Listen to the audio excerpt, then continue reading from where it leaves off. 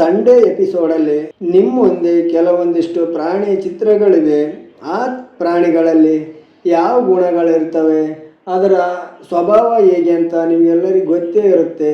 ಅದರಂತೆ ಮನೆಯಲ್ಲಿರುವ ಯಾವ ವ್ಯಕ್ತಿ ಯಾವ ಪ್ರಾಣಿಗೆ ಸೂಟ್ ಆಗ್ತಾರೆ, ಸೂಕ್ತ ಕಾರಣಗಳನ್ನು ಕೊಟ್ಟು ಅಲ್ಲಿರುವ ಫೋಟೋಗಳನ್ನು ಅವ್ರ ಕತ್ತಿಗೆ ನೇತಾಕ್ಬೇಕಂತೇಳಿ ಸುದೀಪ್ ಕೇಳಿರುವ ಪ್ರಶ್ನೆಗಳಿಗೆ ಎಲ್ಲರೂ ತಮಗನಿಸಿದವರ ಮೇಲೆ ಎಲ್ಲರೂ ತಮಗನಿಸಿದ ಪ್ರಾಣಿಯ ಚಿತ್ರವನ್ನು ತಗೊಂಡು ತಾವು ಯಾರಿಗೆ ಆಗ್ಬೇಕಂತೇಳಿ ಆಗ್ತಾ ಇದ್ದಾರೆ.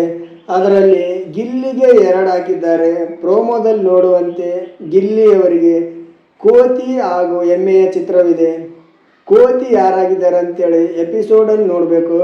ಇನ್ನು ಎಮ್ಮೆ ಮಾತ್ರ ಕಾವ್ಯ ಆಗ್ತಾ ಇರೋದನ್ನು ನೋಡಬಹುದು. ಅದಕ್ಕೆ ಕಾವ್ಯ ಕಾರಣ ಕೊಡ್ತಿದ್ದಾಳೆ.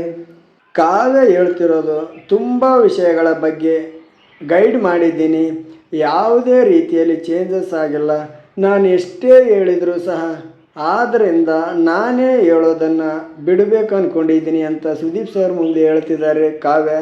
ಬಹುಶಃ ಕಾವ್ಯವರಿಗೂ ಇದು ಗೊತ್ತು ಅನಿಸುತ್ತದೆ. ಕಾವ್ಯನ ಮಾತೇನೋ ಒಂದು ಸ್ವಲ್ಪ ಕೇಳಬಹುದು. ಇನ್ನು ಮನೆಯಲ್ಲಿರೋರು ಯಾರ ಮಾತು ಕೇಳಲ್ಲ ಗಿಲ್ಲಿ. ತನಗೆ ಏನು ಅನಿಸುತ್ತಂತ ಅದನ್ನೇ ಮಾಡೋನು. ಇನ್ನು ಧ್ರುವಂತ್ ಅವರಿಗೆ 3 ಜನ ಆಗ್ತಿದ್ದಾರೆ ಟೋಟಲು. ಅಭಿ, ಧನುಷ್ ಮತ್ತು ಮಾಳು ಅವರು. ಧನುಷ್ ಅವರು ಧ್ರುವಂತ್ಗೆ ಪಾರಿವಾಳ ಚಿತ್ರ ಕೊಟ್ಟು ಇಲ್ಲಿ ಇರೋ ವಿಷಯ ಅಲ್ಲಿ ಹೋಗುತ್ತೆ, ಅಲ್ಲಿರೋ ವಿಷಯ ಇಲ್ಲಿ ಬರುತ್ತೆ. ಈ ಪಾರಿವಾಳಗಳು ಆ ಕಡೆ ಮೊದಲ ಕಾಲದಲ್ಲಿ ಈ ಮಾಹಿತಿಯನ್ನು ಆ ಕಡೆಯಿಂದ ಈ ಕಡೆ ಈ ಕಡೆಯಿಂದ ಆ ಕಡೆ ಹೋಗಲು ಬಳಸ್ತಿದ್ರಲ್ಲ, ಆ ಥರ ಅಂತೇಳಿ ಧನುಷ್ ಹೇಳ್ತಿದ್ದಾನೆ. ಇನ್ನು ಅಭಿಯವರು ಧ್ರುವಂತ್ಗೆ ನರಿ ಚಿತ್ರ ಕೊಟ್ಟು ಇನ್ನು ನರಿ ಥರ ಕುತಂತ್ರಿ ಕೆಲಸ ಆಗುತ್ತೆ ಅಂತ ಏನೋ ಹೇಳ್ತಿದ್ದಾರೆ ಪ್ರೋಮೋದಲ್ಲಿ. ಬಟ್ ಎಪಿಸೋಡ್ ನೋಡಿ ತಿಳ್ಕೊಬೇಕು. ಇನ್ನು ಮಾಳು ಅವರು ಚೇಳಿನ ಚಿತ್ರ ಧ್ರುವಂತ್ ಕತ್ತಿಗೆ ತಗಲಾಕಿ ಇವರು ಮೇನ್ ಉದ್ದೇಶ ಸರ್, ಒಬ್ಬ ಒಳ್ಳೆಯ ಮನುಷ್ಯನ ಹಾಳು ಮಾಡೋದೇ ಇವ್ರ ಉದ್ದೇಶ. ಇಲ್ಲಿ ಇರೋದನ್ನು ಅಲ್ಲಿ ಹೇಳಿ, ಅಲ್ಲಿ ಇರೋದನ್ನು ತಂದು ಇಲ್ಲಿ ಹೇಳಿ, ಇವ್ರ ಮನಸ್ಸಲ್ಲಿರೋದು ಅಥವಾ ಮೈಂಡಲ್ಲಿರೋದನ್ನು ಬೇರೆಯವ್ರಿಗೆ ಹೇಳಿ ಹೇಳಿ ಅವರು ತಲೆಯೂ ಕೆಡಿಸ್ತಾರೆ ಸರ್ ಹೇಳ್ತಿದ್ದಾರೆ ಮಾಳು ಅವರು.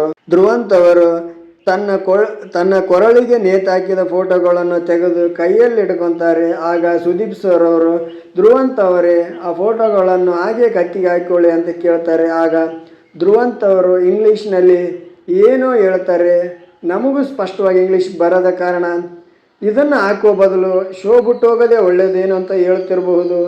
ಅದು ಏನಂತ ನಾವು ಎಪಿಸೋಡು ನೋಡಿ ತಿಳ್ಕೊಬೇಕಾಗ್ತದ. ಈ ದಿನದ ಎಪಿಸೋಡಲ್ಲಿ ಅದೆಲ್ಲದರ ಬಗ್ಗೆ ಮಾಹಿತಿ ತಿಳಿಯುತ್ತದೆ. ಎಪಿಸೋಡ್ ನೋಡಿ.